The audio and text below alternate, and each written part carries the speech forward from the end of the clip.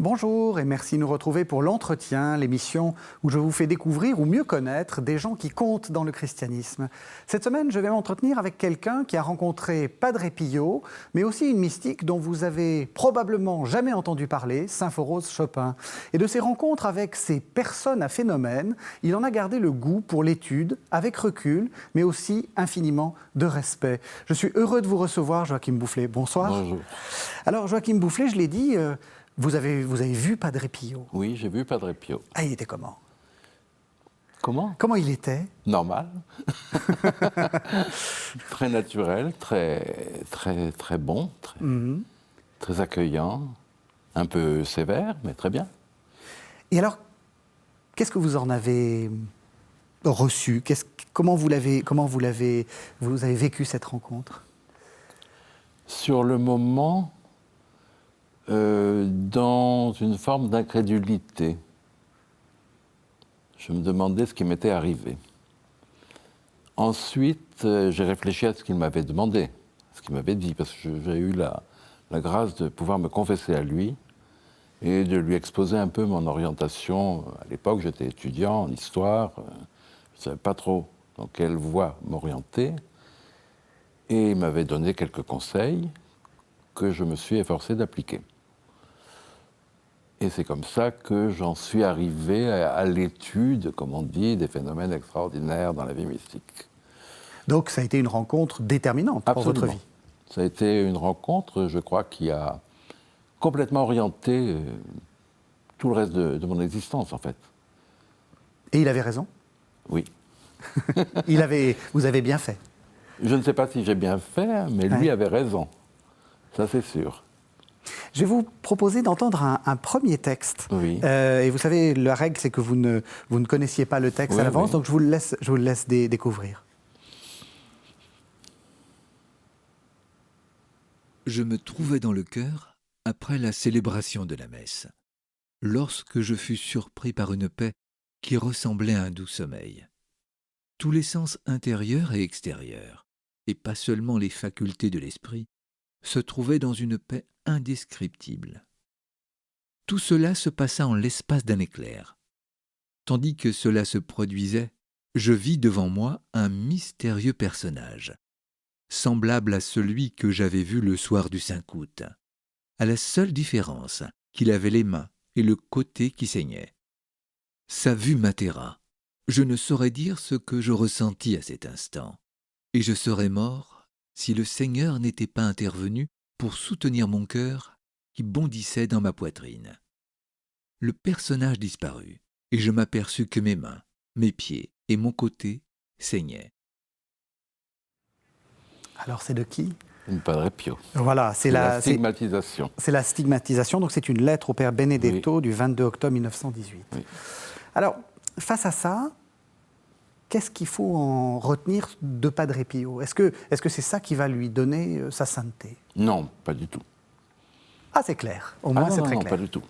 Aucun phénomène surnaturel, mystique, extraordinaire, comme on veut les appeler, ne confère la sainteté, ni n'est preuve de sainteté.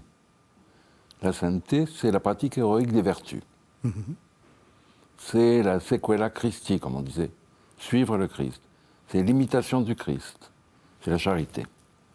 Mais tous ces phénomènes, c'est des corollaires, c'est complètement adventice. En même temps, c'est ce qui attire. Est-ce que vous avez été attiré à aller rencontrer Padre Pio s'il n'avait pas été stigmatisé? Oui. Ça ne m'aurait pas intéressé, en fait.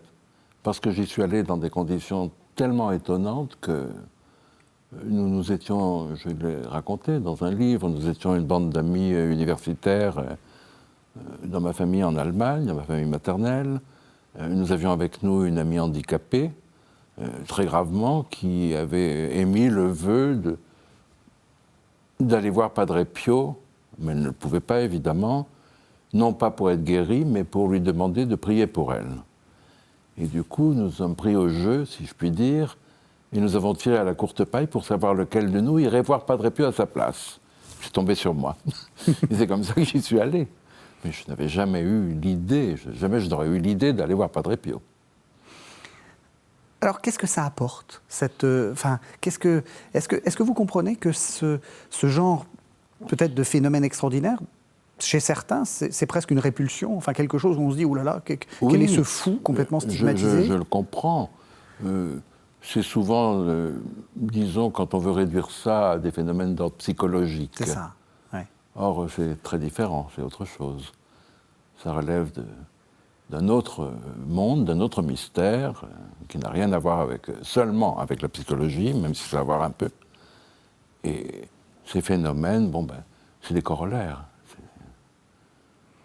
Comment, en tant qu'historien, parce que vous êtes historien, vous Oui. avez fait des études en histoire, et donc vous pratiquez l'histoire, hein, vous Oui. travaillez sur des documents. Oui, bien sûr. Oui. Comment est-ce que vous arrivez à faire rentrer, si j'ose dire, ces phénomènes-là dans les études historiques, qui, par construction, ne vont pas supposer le surnaturel?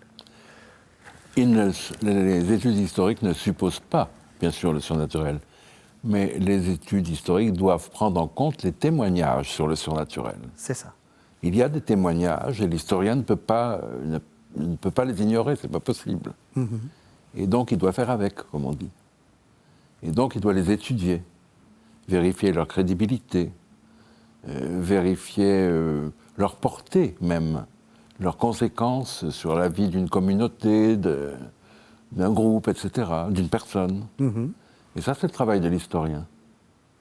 D'une certaine façon, on peut dire que c'est un peu la même chose que l'historien antique fait sur Jésus. Mais, Il oui. n'a pas à se prononcer sur la résurrection, Absolument. mais il peut utiliser les témoignages Mais de bien ceux sûr. qui disent que Oui, oui. Jésus a été ressuscité. Mais oui, oui, oui.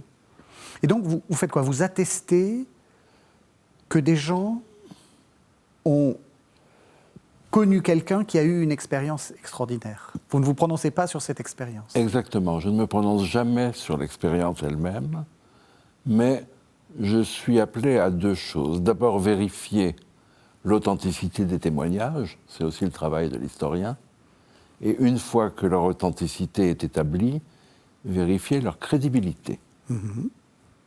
Et on fait ça comment? En recoupant beaucoup, déjà.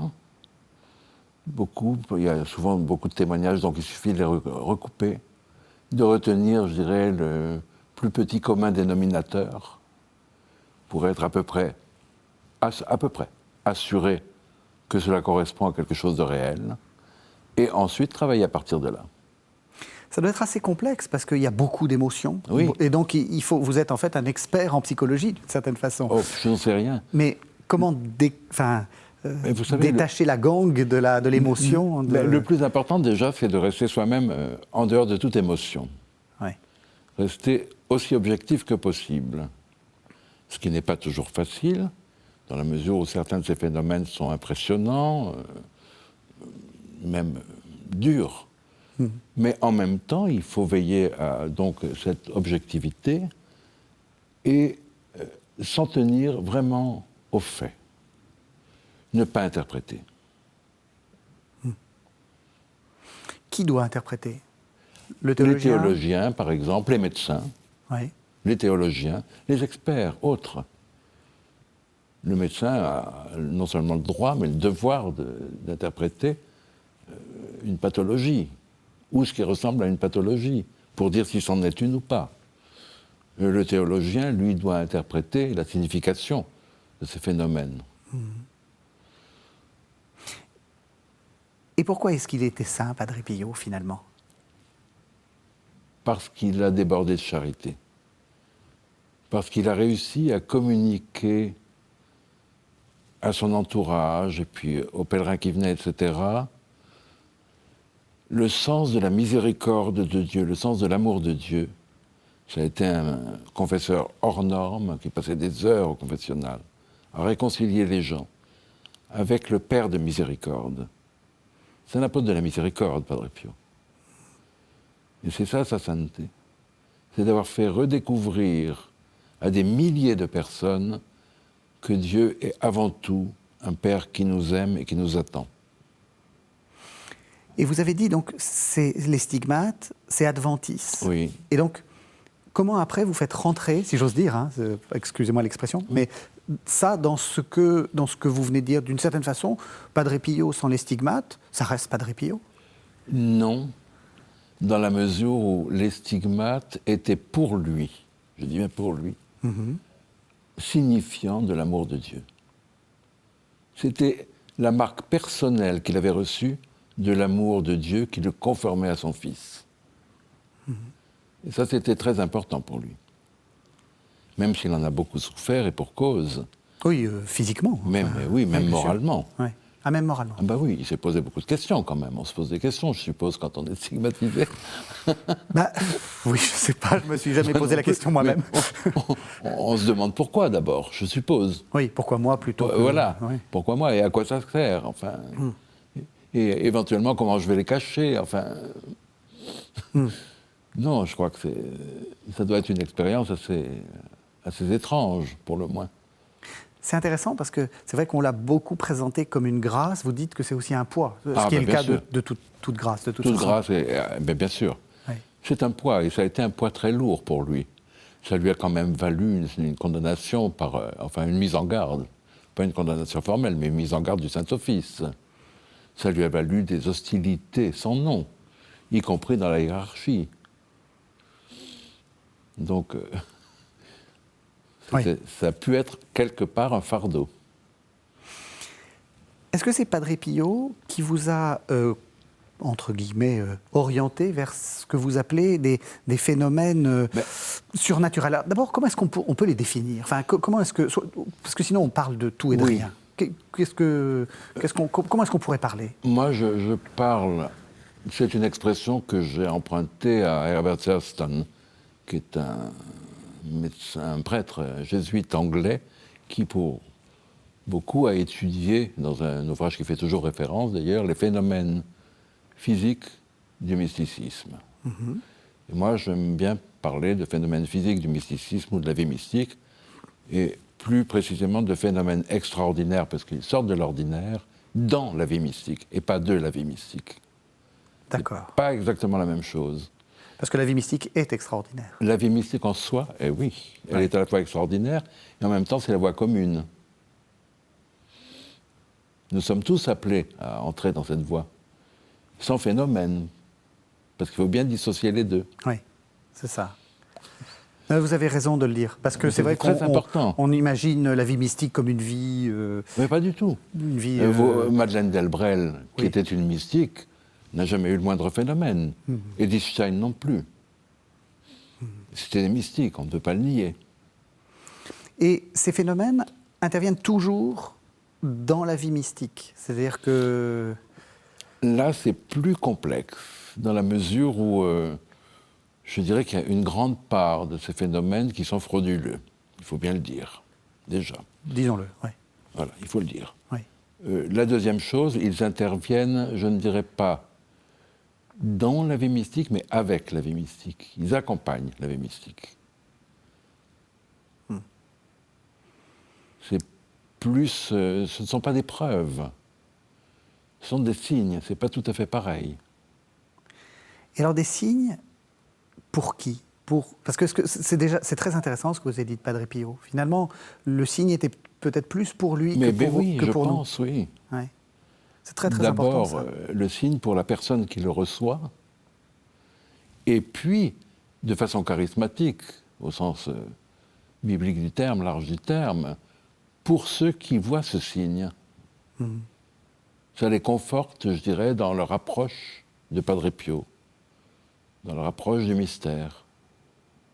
Ce qui est intéressant dans ce que vous dites, c'est que c'est vraiment la même chose qu'on peut dire de saint François d'Assise. Enfin, Padre Pio était franciscain, oui. Mais on voit bien que pour François, le stigmate, c'est un poids, et puis il est très prudent avec ça. Il est très très prudent, il ne les montre à personne.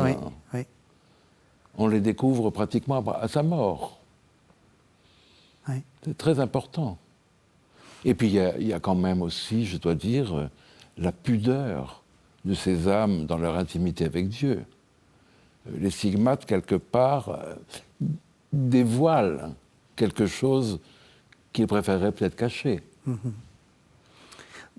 Est-ce que vous diriez, parce que vous avez parlé de fraude, enfin, il y a des faux... que justement, des phénomènes extraordinaires qui se voient un peu trop, c'est toujours un peu... Oui, moi, ça me gêne. Oui. Vous savez, actuellement, il y a une grande mode parmi les visionnaires.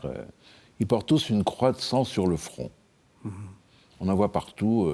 Il suffit de regarder sur Internet tel ou tel reportage sur telle ou telle apparition. Ils ont tous une croix sanglante sur le front.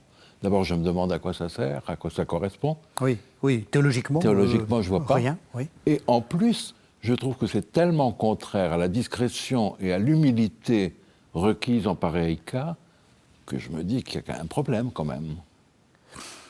Pourquoi est-ce qu'on ferait une fraude ? Pourquoi est-ce qu'on fait ça ? Vous avez pu rencontrer des explications ? Bien sûr, oui. Alors, il y a plusieurs explications. L'explication la plus courante, c'est l'appât de l'argent. On se crée en quelque sorte un groupe, une secte qui vous entretient, on devient un gourou et on peut faire des fortunes avec ça. Le deuxième motif, c'est la notoriété. On veut exister, on veut être quelqu'un.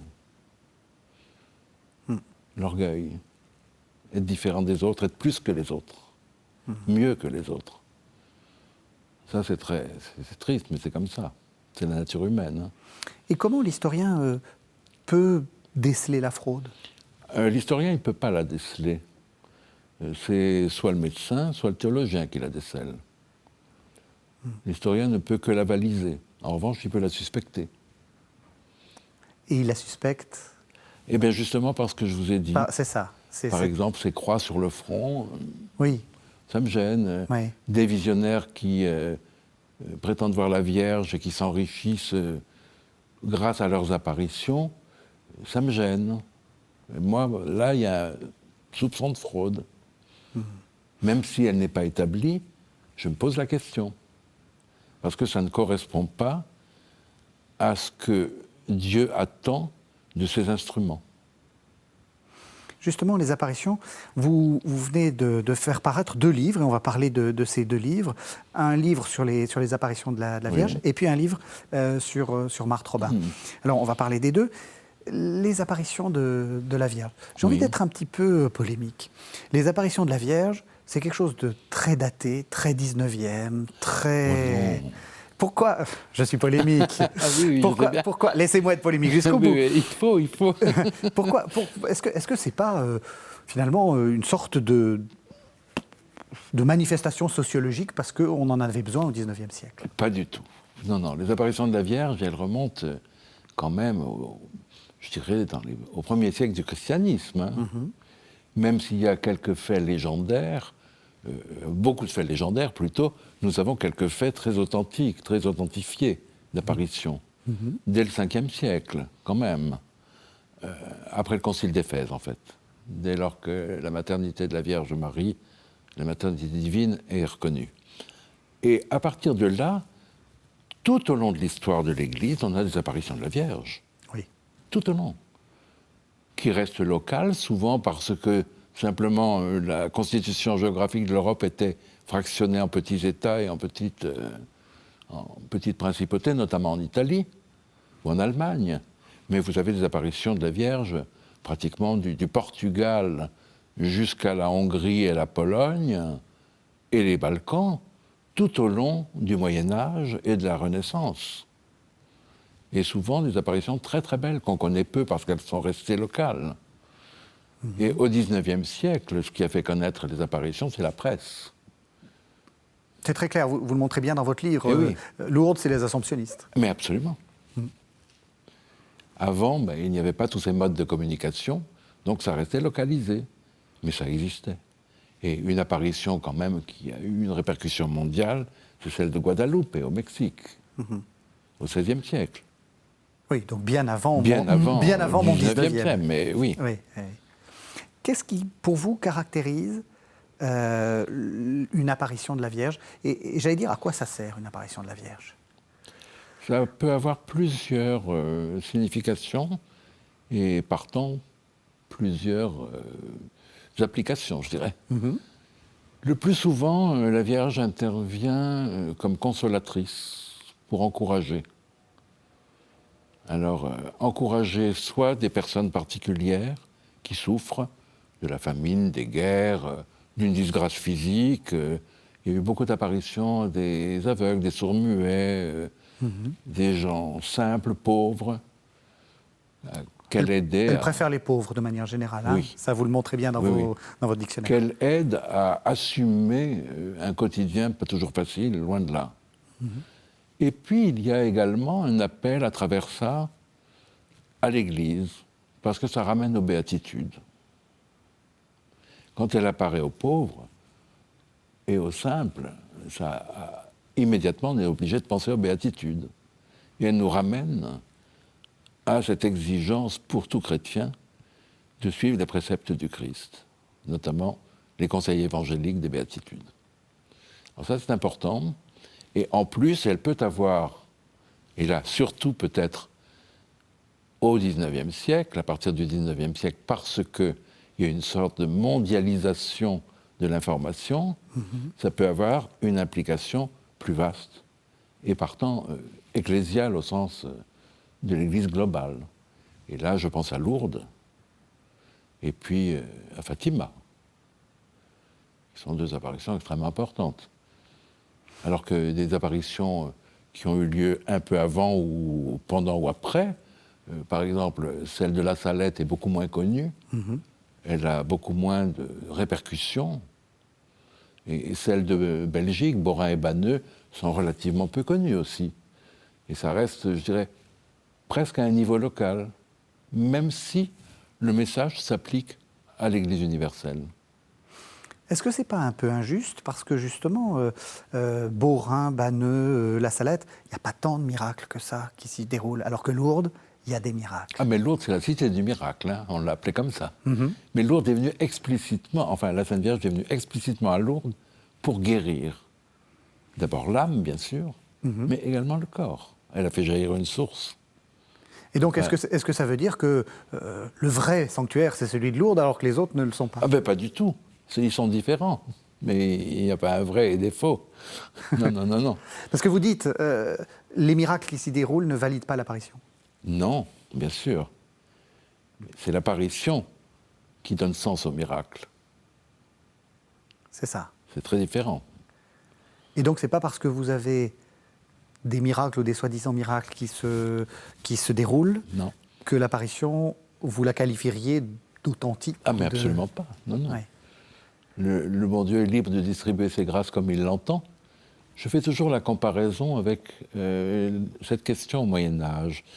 Le peuple fidèle allait vénérer des reliques où il pouvait se convertir, il pouvait recevoir des grâces de guérison, etc. On s'est aperçu, avec l'avancée des sciences et des découvertes, etc., que ce sont des fausses reliques. Ça n'a pas empêché Dieu, bien que les reliques soient fausses, d'exaucer la prière de ces personnes. Pour les apparitions, c'est pareil. Les gens qui vont en toute bonne foi dans un lieu de supposée apparition peuvent être très bien exaucés au niveau des conversions, des guérisons, etc., sans que l'apparition soit authentique. Ça, c'est très important ce que vous Mais dites. oui. C'est-à-dire que vous êtes en train de nous expliquer que ça n'est pas de la magie. C'est-à-dire qu'il n'y a pas une sorte de mana ou de puissance magique Absolument pas. qui se dégagerait du Mais non. lieu. Non, pas du tout. Et il y avait une très belle formule de Monseigneur Bernard Reggi, qui était évêque en Italie, à propos d'une apparition qui se déroulait en 1944 dans son diocèse, à Bonate. Et il disait, il a condamné les apparitions, enfin, plus ou moins, et il disait que cela n'empêchait pas la Vierge, ardemment priée par les fidèles, de concéder ses grâces. Et je trouve ça très juste. Ce n'est pas parce qu'une apparition est fausse que ça empêche la Vierge Marie de répondre à la prière fervente et sincère des croyants. Parce que ça n'est pas de la magie. C'est pas de la magie. Et ça n'a jamais été de la magie. Le dictionnaire est assez gros. Oui. Quel est l'article ou la découverte, parce que vous en avez fait beaucoup, vous avez beaucoup travaillé sur les apparitions. Oui. Qu'est-ce qui pour vous a été la découverte? Qu'est-ce qui pour vous est peut-être le texte dont vous êtes le plus fier dans ce dictionnaire? Alors là, vous me posez une colle. C'est vrai? Mais oui, je ne me suis jamais posé moi-même la question. Ouais. Ou la découverte que vous avez faite Je crois que c'est un ensemble de découvertes. C'est pas la découverte. C'était ce que j'ai le plus apprécié dans mon travail, c'était de voir comment la Vierge Marie se montrait en Italie après la lutte des icônes à Byzance. On avait interdit les représentations de la Vierge, on les détruisait, on martyrisait les personnes qui en possédaient. Donc c'est la guerre des icônes, qui a duré quand même un certain temps. Et à partir de ce moment-là, la Vierge n'étant plus représentée, entre guillemets, de façon figurative, commence à apparaître dans les possessions byzantines italiennes, comme pour répondre. Ça m'a beaucoup intéressé. C'est très intéressant. Et puis la deuxième chose qui m'a beaucoup touché dans toutes mes recherches, c'est la prédilection de la Sainte Vierge pour les souffrants et les pauvres. Oui, ça c'est, comme je vous l'ai dit, hein, ça se voit très bien dans votre livre. Et c'est vraiment, ça m'a beaucoup touché. Oui. Et cette sollicitude maternelle qui va dans le petit détail. La petite bergère qui n'a plus de pain, qui est maltraitée par sa belle-mère parce qu'elle ne rapporte pas assez d'argent le soir après avoir mendié, etc. La Sainte Vierge lui donne du pain ou multiplie le pain dans la huche. Je trouve ça tellement simple, tellement maternel. Vous venez aussi de faire paraître un autre livre qui s'appelle Marthe Robin, le verdict, où vous reprenez le dossier qui avait été pris en charge par le père Conrad de Mester. Oui. Père Conrad est venu très souvent dans cette émission, il y a quelques années. Oui. Et je dois dire à titre personnel que je l'appréciais beaucoup. Moi aussi. Vous êtes Moi d'accord? aussi. Il a fait du travail honnête? Oui. Il a fait un vrai travail de recherche, une vraie enquête, qu'aucun historien ne pourrait remettre en question, déjà. Et sur le plan théologique, je laisse le soin aux théologiens d'en juger, mais je crois que c'est très bon. Personne n'a trouvé à redire, en tout cas, à ses conclusions. Alors, pour voir, on va présenter le dossier, je vous propose qu'on écoute un extrait du journal de Marthe Robin, puisque, rappelons-le, le père Conrad de Mester, a surtout repéré le fait que que de grands passages des journaux de Marthe Robin venaient d'ailleurs. Donc on va lire, entendre lire un extrait, l'extrait du 23 mai 1932. Moment solennel, et si ineffablement divin, où Jésus, mon céleste époux, assisté de la bienheureuse Vierge Marie, belle elle aussi d'une beauté qui ferme les lèvres, environnée d'une merveilleuse couronne d'anges et de saints, m'appelle à une nouvelle et mystique alliance, ou plutôt au renouvellement de nos noces spirituelles. Elles ont lieu cette fois sur le cœur même de l'époux divin, qui rayonne de joie. Après quoi, levant la main, il me bénit en disant « Je te confirme pour mon épouse bien-aimée et ma co-rédemptrice dans l'œuvre du salut. » Et me penchant sur lui, il m'étreignit doucement, longuement dans ses bras, me fondant de bonheur, pendant que les célestes milices faisaient entendre des chants et des hymnes de louange à la gloire de notre Dieu bien-aimé qui, en ce grand jour d'amour, daignait faire son épouse de sa pauvre petite créature, en l'associant à son bonheur comme à sa croix. Mais je ne pensais même pas à les écouter. Je ne voyais ni n'entendais plus que Jésus, mon divin et royal époux, que je buvais des yeux, m'emplissant de lui avec une capacité, une ardeur qui grandissait à mesure qu'elles étaient rassasiées. Voilà, alors on a entendu ce texte, et en fait, la beauté qui ferme les lèvres, je te confirme pour mon épouse bien-aimée, ma co-rédemptrice dans l'œuvre du salut, et je ne voyais ni n'entendais plus que Jésus, mon divin et royal époux, tout ça, ça vient d'un texte de la Passion renouvelée de Sainte Véronique Giuliani, une clarisse du XVIIIe siècle. Alors, Capucine. Une capucine. Alors, qui est cette Véronique Giuliani? Alors, Véronique Giuliani était une femme qui est entrée par vocation à l'encontre, contrairement à beaucoup de jeunes filles de son milieu à l'époque, était d'une famille assez aisée, qui est entrée par vocation chez les Capucines de Città di Castello, qui se trouve en Ombrie. Et elle a connu là des expériences mystiques absolument remarquables, dont la culmination a été le mariage mystique, l'union mystique à Dieu, moyennant les stigmates, le don d'un anneau, la transverbération, etc.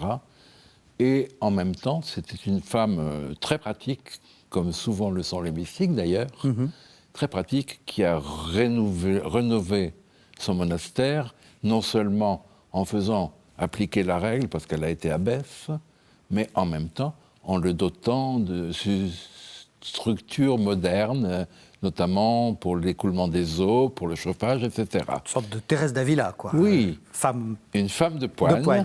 Et en même temps, une femme qui a été soumise par l'Inquisition romaine à une enquête épouvantable, dont elle est sortie, si je puis dire, victorieuse. Oui, ça c'est un point intéressant et important. L'Église se méfie beaucoup, oui, des phénomènes bien mystiques. On l'accuse souvent de les favoriser, pas du tout. Pas du tout, non. Ouais. Elle a été littéralement persécutée par l'enquêteur du Saint-Office, le père Crivelli. Donc, voilà une mystique authentique, sans aucun problème. Oui, les mêmes questions de le faire docteur de l'Église, donc... On peut pas mieux. On peut pas mieux. On refera une émission, je vous inviterai à ce moment-là. Mais le problème, c'est Marthe Robin. Oui.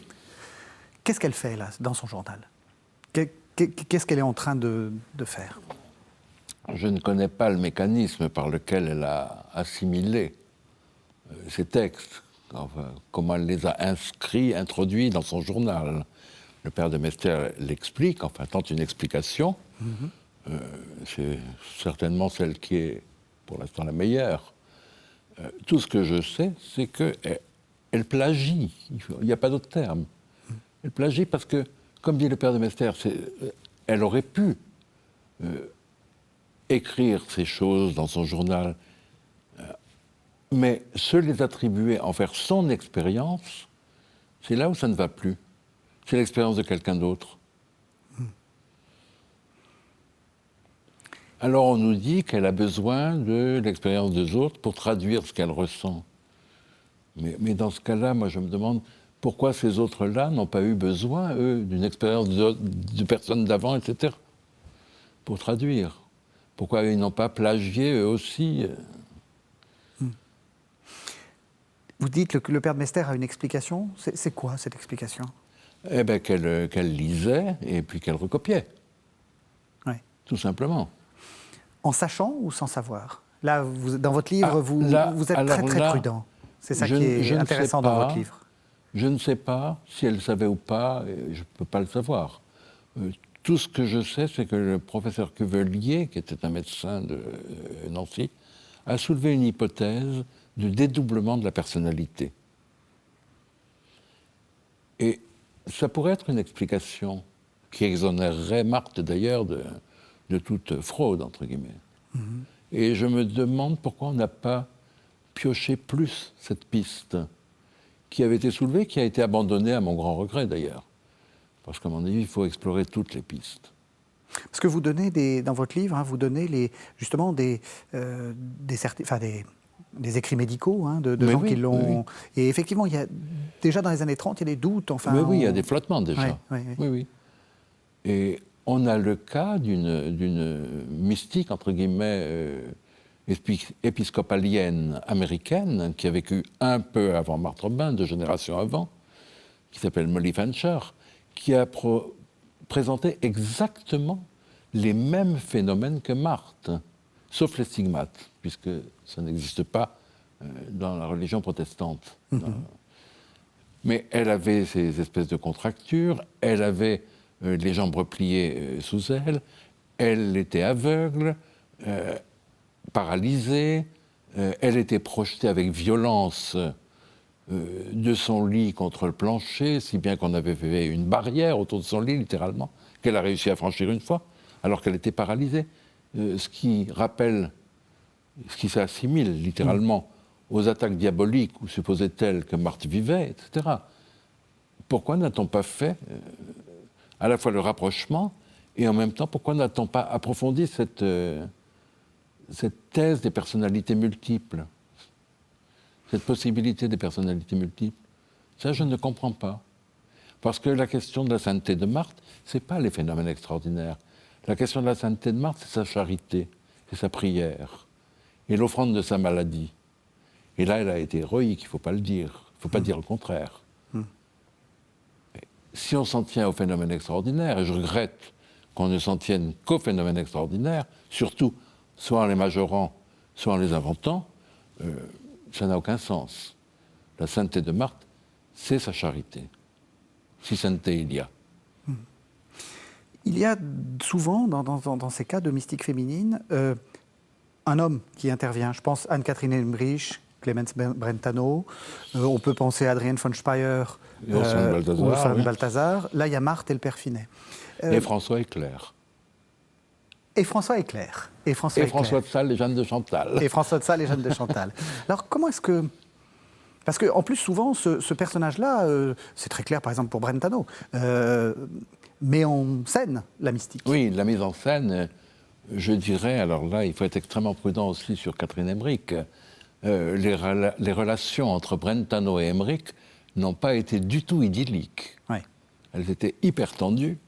C'est peut-être plutôt bon signe. Oui, et Catherine Emmerich avait beaucoup de réticence à se confier à Brentano. Elle y était obligée par l'obéissance. Mais elle avait beaucoup de réticence. Elle lui faisait corriger sans arrêt tout ce qu'il rajoutait à ce qu'elle racontait. Et finalement, il a élaboré, à partir de ses écrits de l'époque, je dirais, une littérature émerichienne dont on ne sait plus quelle est la part de Catherine Emmerich dedans. Ah, ça c'est important et ce non, que vous dites. Si bien que les écrits de Brentano ont été écartés de la cause de canonisation de Catherine Emmerich, comme n'étant pas d'elle. Donc... Alors que, justement, c'est les écrits qui racontent ces visions, oui, ces révélations, bien sûr. C'est très ennuyeux. Oui et non, parce que bon, d'abord c'est édifiant, il n'y a pas d'erreur théologique, et puis en même temps, pour le germaniste aussi que je suis, la langue est magnifique, donc ça n'enlève rien au reste, et ça a formé quand même des générations de catholiques, ces écrits de la Passion, notamment en Allemagne, où on les relisait à chaque carême, dans les familles. Et même en France, elle était très connue. Et donc, cette question de l'homme qui intervient dans le... Oui. Est-ce que ça peut poser question, ça peut poser problème? Bien sûr, ça peut poser question, oui. D'abord, à quel titre intervient-il? Alors, Brentano n'était pas le confesseur de Catherine Emmerich, il n'était pas prêtre d'ailleurs. Il intervient parce qu'il a obtenu l'autorisation de l'évêque de recueillir les révélations de Catherine Emmerich et elle a dû s'y soumettre par obéissance. Elle se plaint assez qu'il l'empêche de prier d'ailleurs. Et puis, si c'est le confesseur, l'accompagnateur spirituel, le directeur spirituel, comme on voudra l'appeler, où s'arrête son influence? Difficile à préciser. C'est très clair, par exemple, chez Urs Balthazar et Adrienne von Speyer. Il y a vraiment une complémentarité.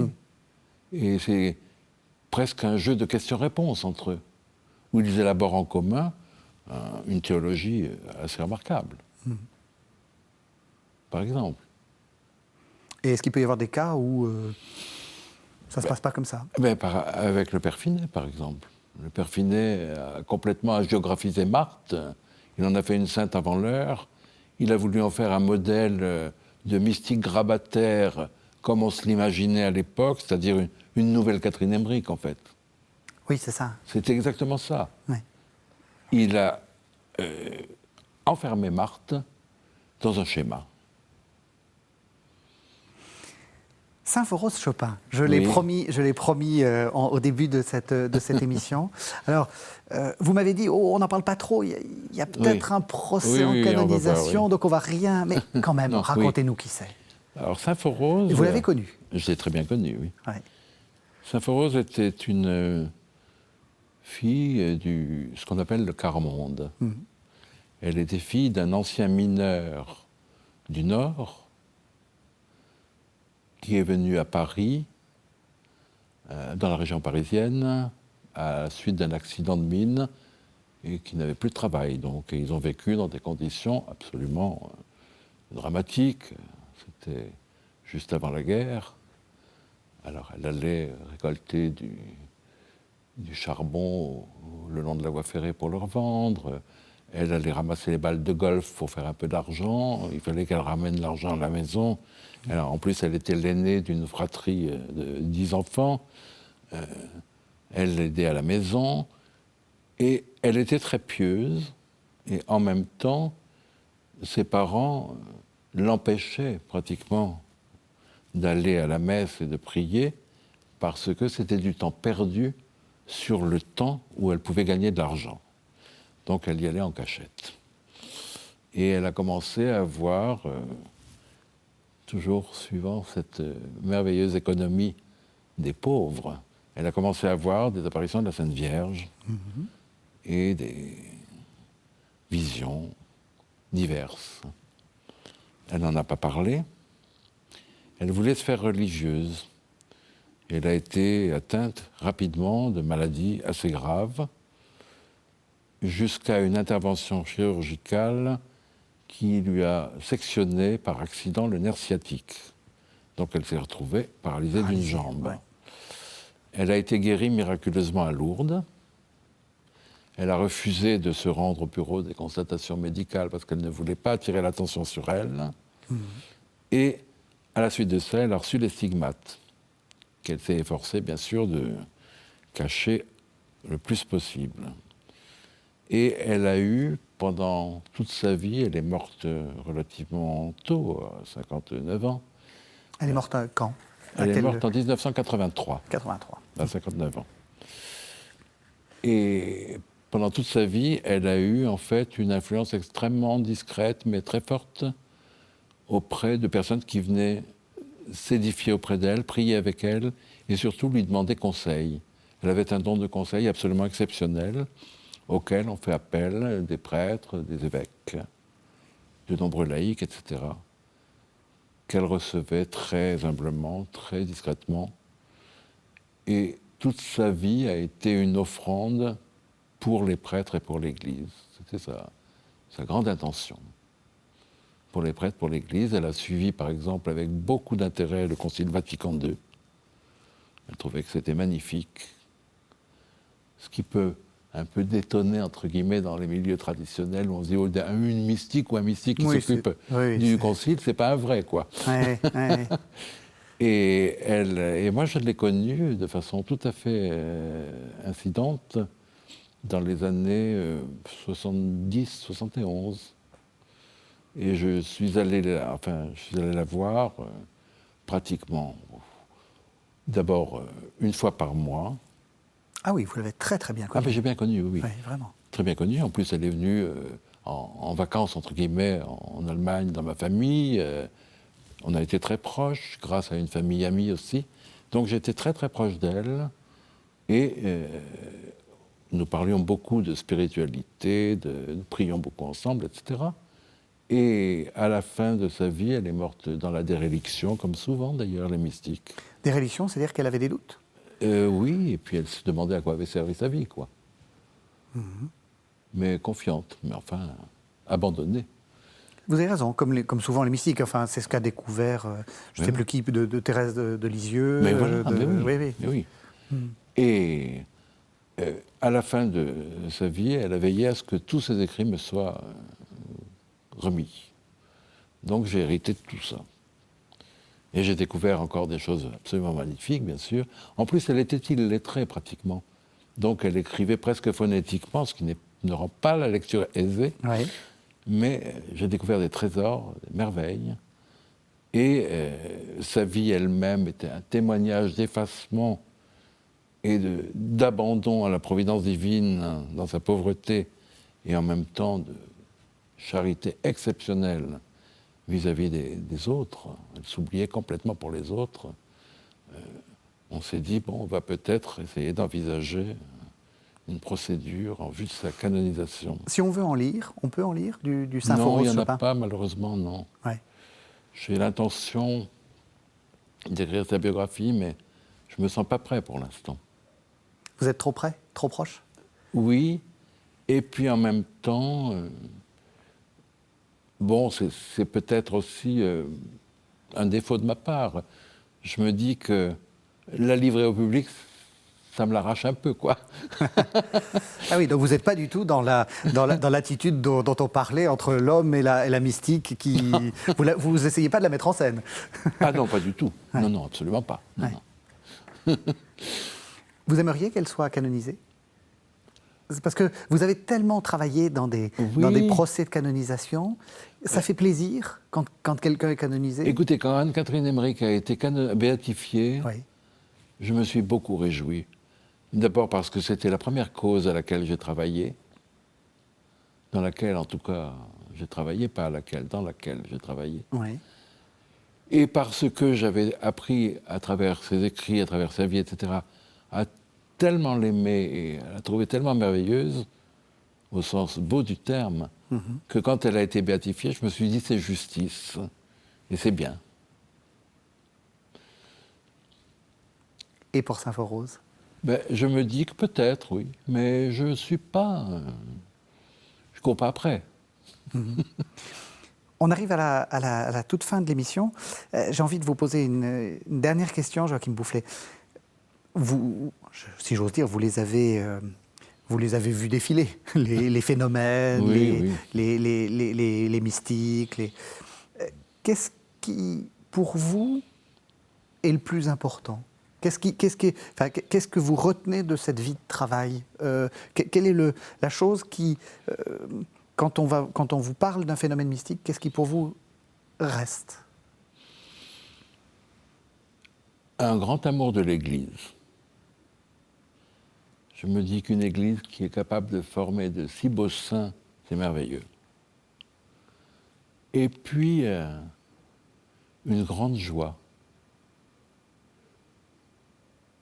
Je suis vraiment, quand j'aborde ces sujets pour mon travail et tout, je suis dans la joie.